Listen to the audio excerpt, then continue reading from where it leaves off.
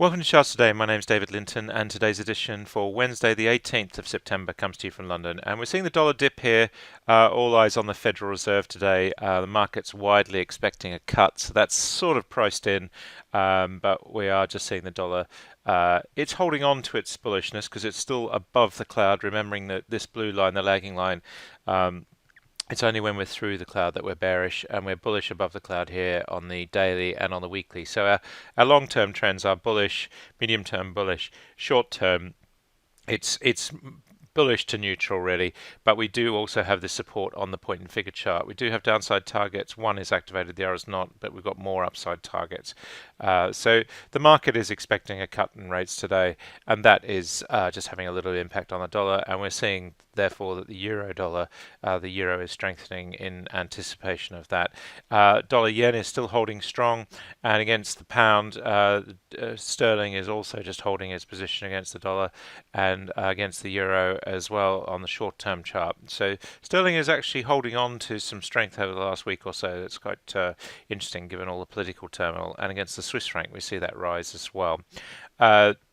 Looking at Bitcoin now, Bitcoin is at $10,200. So we are still short-term bearish below the cloud on the 60-minute. On the daily chart, we're actually below the cloud as well, so that's a bearish indication. But on the weekly cloud, we're still fighting resistance. Multiple targets in both directions, making it very hard to call which way Bitcoin will actually break. The S&P 500 index rose slightly last night, so we're just nudging now this new all-time high, and the same with the NatGas as well. And of course, with the spectre of interest rate cuts, that might just push the markets to new highs. The Dow also nudging new highs, was up slightly last night, and the Russell 2000 index has actually outperformed over the last week or so, regaining its position into bullish territory. Not quite on the weekly chart, but starting to catch up, and so the market breadth is encouraging. Looking at the futures, we're fairly flat on the S&P 500, and the same on the Nasdaq E-mini. So we expect the markets to be fairly flat, and that uncertainty around the Fed will weigh on the market today. Looking at the UK market, we're up very slightly. The same with the UK mid-cap, still holding on to that bullish trend on the short-term chart, and the medium term, we see that trend there over the last several weeks looking pretty strong. Looking at the DAX in Germany, we're down slightly this morning, and the CAC Quarante is also down, just testing this resistance near multi-year highs. Japan was down slightly overnight, but it's still looking pretty strong on the short and medium term charts.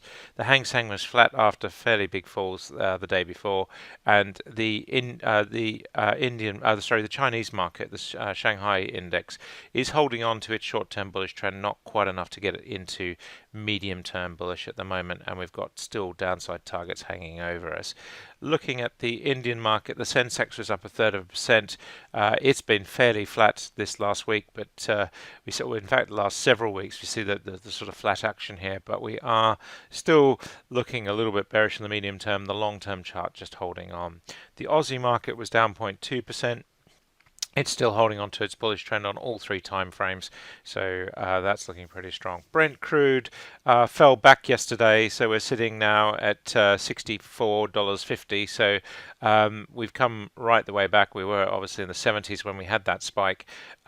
Is that enough to take us into medium-term bullish territory? Not really, certainly not in the long-term chart. The medium-term chart, we're back below, and then on the 60-minute chart, we're also lower there as well.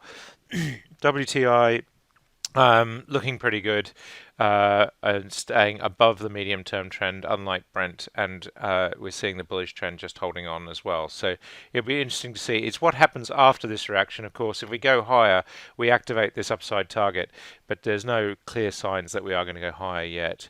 Brent, US NatGas holding on at $2.67.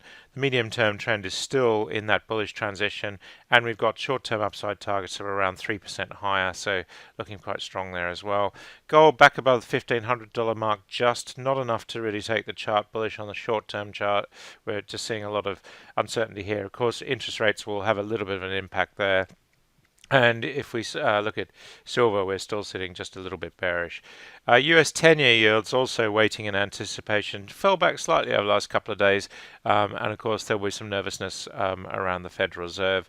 And that is in turn having an impact on bond prices. We're seeing still this sell-off in European bonds. Not showing any signs of reversing really, so that's quite key as well. This data all coming from Thomson Reuters Icon, or if you're a private user, then Metastock Zenith. If we look now to the individual stocks here, we're using Yahoo Finance. You can use this in all versions of Updata, a good free data source. And if we look first of all at the Dow Jones Index, just ranked by percent. Boeing is the best performer, up 1.4%.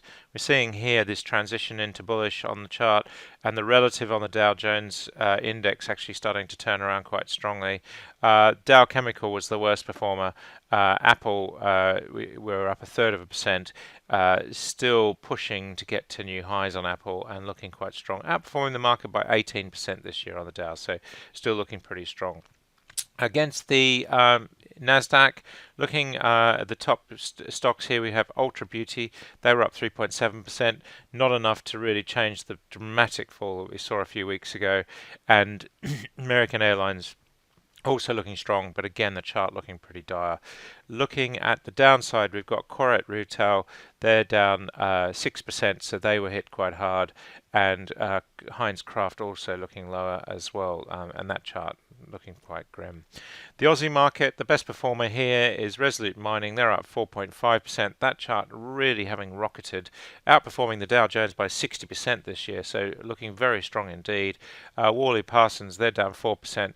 And in bearish territory on the chart, so not looking great there. In India, we take a quick look here. Tata Steel, they're up 3.15%. They're the best performer today, but again, not enough to change the chart. If we look at the downside, we have Oil and Natural Gas Corporation. They're down 2.5%, having seen that price rise in the oil price, not really changing the fact that this chart is very bearish, underperforming the Dow by 27% this year. Taking a look now at Europe. We start with the UK market. Here we see the live pricing coming in from Yahoo Finance. Everaz, the best performer, up 1.5%. Standard Chartered up 1%. And if we look at the downside, we've got Micro Focus. They're the worst performer, down 2%. So that is not a great looking chart at all. Looking at the FTSE 250 here, we've got Dixon's Carphone. They're up 3%. Amigo Holdings also up 3%, not enough to change the look of this chart. And if we look at the downside here, we've got Ceres Minerals. Ceres Minerals had a big fall yesterday, and Metrobank were also down another nearly 4% this morning. So their woes continue, having underperformed the market by some 80%. It's these worst performers that continue to be in the laggards. Last of all, we look at Europe.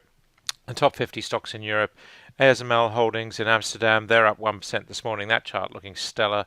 Adidas also up in the leaders board and also looking great.